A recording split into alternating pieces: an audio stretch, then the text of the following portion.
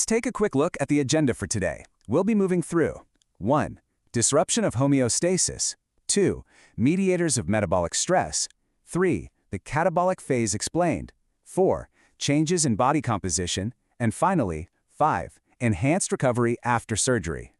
Starting off with Section 1, Disruption of Homeostasis, the graded response. We're going to look right at the foundation of how human homeostasis is basically thrown completely off its axis by tissue damage. So, you have to think of the metabolic response as inherently graded. What I mean is, the severity of the biological reaction directly correlates with the size of the injury. A minor elective surgery, that's going to give you a modest response. But major trauma or sepsis, that triggers a massive systemic upheaval. As you'll see, this plays out in distinct phases. It kicks off with this initial shock and catabolism, where the body is purely just trying to keep the lights on and stay alive. Then, it transitions into a hypermetabolic flow phase, which you might know as Systemic Inflammatory Response Syndrome, or SIRS. It's only after that crisis is managed that the body finally shifts into an anabolic repair phase to actually heal. All right, let's test your knowledge right out of the gate with a quick question. Which physiological phase represents the body's initial attempt to conserve circulating volume and energy stores immediately following severe injury?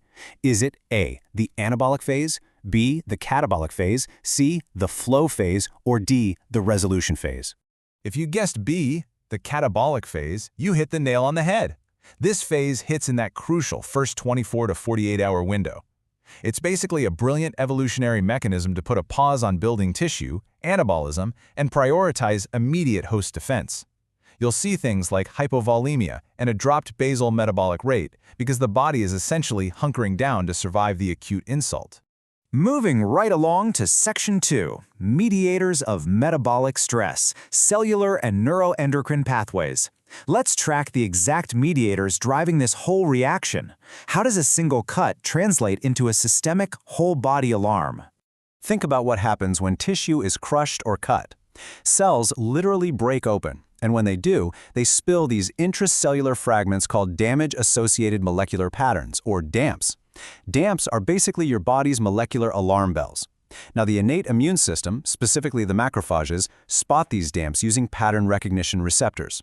The second they detect them, they rapidly assemble these complex proteins called inflammasomes inside the cell. The inflammasomes then activate enzymes called caspases, which unleash an absolute flood of pro-inflammatory cytokines. We're talking interleukin-1, interleukin-6, and TNF-alpha straight into the bloodstream. And boom, systemic inflammation has officially kicked off. But it's not just the immune system reacting. The neuroendocrine axis is rapidly deploying countermeasures at the exact same time. Pain signals from the injury shoot right up the afferent nociceptive neurons to the brain. The hypothalamus gets the message and immediately drops corticotropin-releasing factor, basically yelling at the pituitary gland to release ACTH. That hormone travels straight to the adrenal glands, which then dump cortisol into your system, all while the sympathetic nervous system is flooding the body with adrenaline. The entire goal of this chemical cocktail? To rapidly liberate glucose and break down fat so the body has the fuel it desperately needs for this emergency. Now here's where things get really tricky.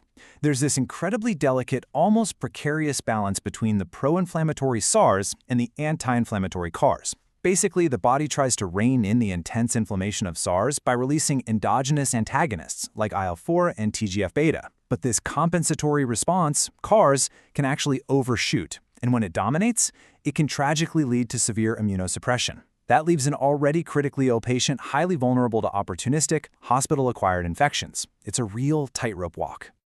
Okay, let's lock in those mediators with another quick assessment.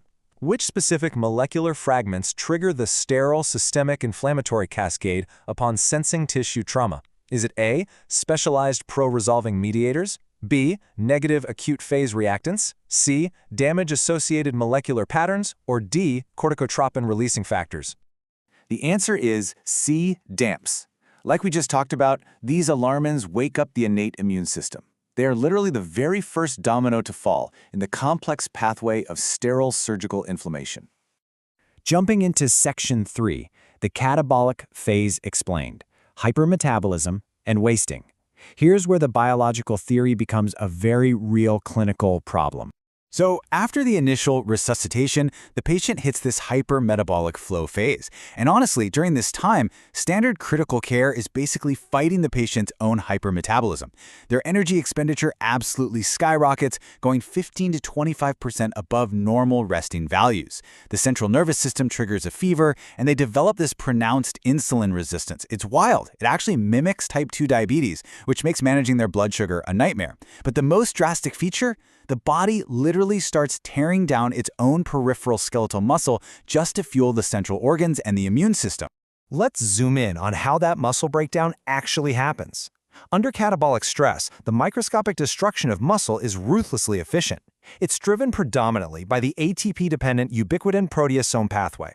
You have these ubiquitin ligases that actively hunt down and tag healthy myofibrillar proteins. Once tagged, the 26S proteasome swoops in. Think of it like a cellular wood chipper. It recognizes those tagged proteins and mechanically shreds them down into free amino acids. Those amino acids are then shipped straight to the liver to make glucose and acute phase proteins. Time for another check-in. During the hypermetabolic flow phase, which specific cellular mechanism is predominantly responsible for severe skeletal muscle wasting? A, the calcium-calpain pathway, B, the lysosomal cathepsin pathway, C, the ATP-dependent ubiquitin proteasome pathway, or D, the Cori cycle. If you were paying attention to the cellular wood chipper, you know the answer is C, the ubiquitin proteasome pathway. While calpains and cathepsins do help out a bit, the ubiquitin system is the heavy lifter here. It relentlessly strips amino acids from the peripheral muscles to keep the vital organs fed. Now for Section 4, Changes in Body Composition, the Metrics of Trauma. Let's look at how all these microscopic pathways physically alter the patient's body in just a matter of days. This number is pretty staggering. Under extreme catabolic conditions like major sepsis, urinary nitrogen losses can hit 14 to 20 grams a day. Since nitrogen is tied directly to protein, we're talking about the loss of half a kilogram of wet skeletal muscle daily. Just to put that into perspective, a patient can literally lose over a pound of pure muscle tissue every 24 hours while lying completely motionless in an ICU bed. It's absolutely wild. And while the muscles are wasting away, the liver is completely reprioritizing. It acts as a double-edged sword here. To fight the injury, it aggressively ramps up the production of positive acute phase reactants like CRP and fibrinogen. But there's a cost. It does this at the expense of negative reactants, so albumin levels absolutely plummet. And what's fascinating is that this drop in albumin isn't just because the liver stopped making it. It's hugely driven by increased vascular permeability. The albumin literally leaks out of the capillaries and into the surrounding tissues, dragging water right along with it. So, considering all of that, here is a paradox for our next assessment. Why might a critically ill patient actually gain body weight initially, despite experiencing the severe muscle and fat catabolism we just looked at? Is it A, increased glycogen storage, B, extracellular water expansion, C, reduced basal metabolic rate, or D, extreme hyperalimentation? The answer is B. Despite losing all that massive tissue, the combination of aggressive fluid resuscitation and that capillary leak we just talked about causes immense extracellular water retention. We are talking about an expansion of 6 to 10 liters of water. That can massively inflate a patient's immediate body weight within the very first 24 hours. Bringing us to our final section, 5, Enhanced Recovery After Surgery, or ERS. Now that we understand the metabolic response, how do we proactively control it? This is where ERAS comes in as a real game changer. It proactively limits all these avoidable compounding factors. For instance, we use laparoscopic techniques to minimize that initial damp release. We use epidurals to chemically block pain signals from ever reaching the hypothalamus, which stops that massive cortisol spike. We give preoperative carb drinks to stave off starvation-induced insulin resistance. We manage IV fluids carefully to stop that visceral edema. And, crucially, we get patients up and moving early. That mobilization forcefully stimulates muscle protein synthesis, directly fighting back against that cellular wood chipper we talked about.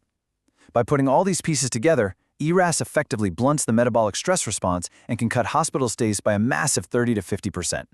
To wrap up this explainer, I want to leave you with a final, slightly provocative thought on the delicate balance of critical care.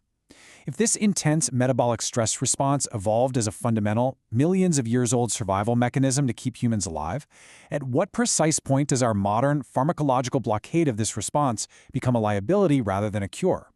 It's an incredibly fascinating line between supporting biology and suppressing it.